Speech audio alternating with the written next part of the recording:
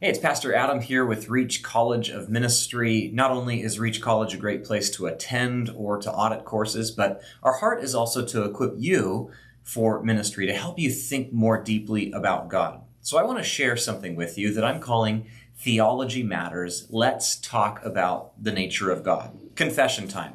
I have an addiction, and to be honest, I usually don't feel that bad about it. In fact, adorning my office shelves are an ever-expanding collection of books, primarily on the topics of theology and apologetics. What's the addiction?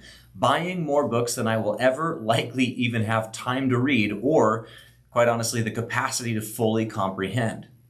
But what I've learned through reading is that good theology, when studied correctly, is highly practical.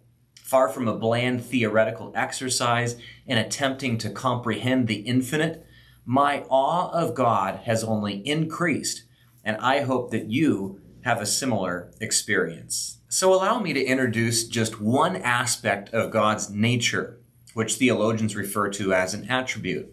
Remember when Moses was interacting with God, he was fearful of returning to Egypt and demanding that the Pharaoh release God's people from slavery? Here's the quote, "What if the people of Israel ask me, 'What's the name of God?' What shall I say to them?" To be sure, God was calling Moses to an impossible task. After all, who in their right mind would so audaciously approach the commander of a deadly army and demand the release of a legion of slave labor? How did God respond to Moses? Answer, God taught Moses good theology. God said to Moses, "I am who I am." And he said, "Say this to the people of Israel, I am has sent me to you. Not I was, or I might be, or I'll try, but I am." Aseity, or self-existence, is the name of this wonderful attribute of the Lord. You and I, and even the universe itself, was brought into existence. How?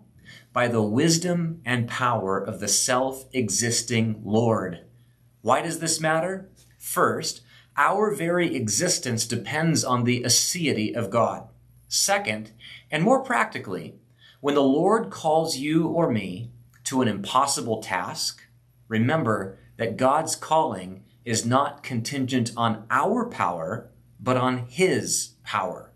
So if He, the self-existing one, brought the entire universe into existence, then shouldn't we have the confidence to believe that He can also bring His calling for you and me into existence as well? Here's one final thought.